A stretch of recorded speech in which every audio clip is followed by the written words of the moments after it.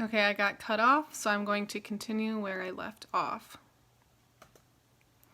So now another topic within the gay community is sexual orientation in the military.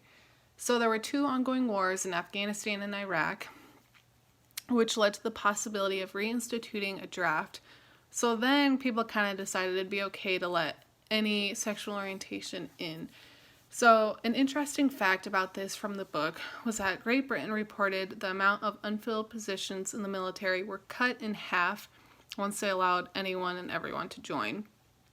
So, also retention rates improved because gays were less likely to leave the service to start families, which isn't necessarily a good fact, but I just thought that was interesting. So I figured I would include homophobia since it was mentioned at the end of this chapter and since everyone has their own opinions. So the literal meaning of homophobia is the hatred or fear of gays and lesbians. And then to go along with that, people who feel uncomfortable with the idea that others of the same sex may be romantically attracted to them.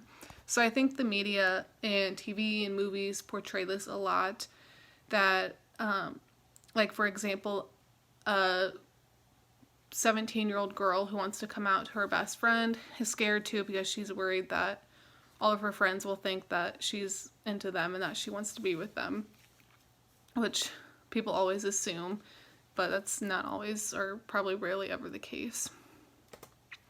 So the overall goals of the gay community and of all of these protests and different time period movements and whatnot was to convince society that they were just as deserving of the right to live and work without the fear of harassment.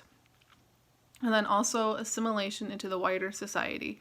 So I got those first two facts out of the book, and I really liked how they were worded, so I decided to quote them. And then more goals were to end resistance from parents, school administrators, and community members. And of course, to go along with that, end resistance from everyone in society.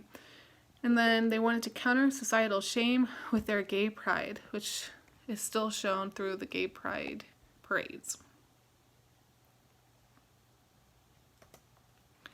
So I included a video for you guys to watch that has people sharing their coming out stories. And I thought it was very touching, so I hope you enjoyed that.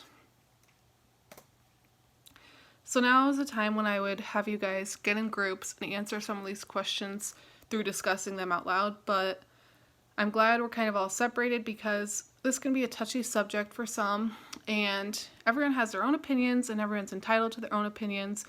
So I'm going to have you go ahead and ask yourself these questions, and I really want you to think about why you have the beliefs that you do and where those beliefs came from. Like, or do you believe in the way you do because of how you were raised, or just the opposite, etc.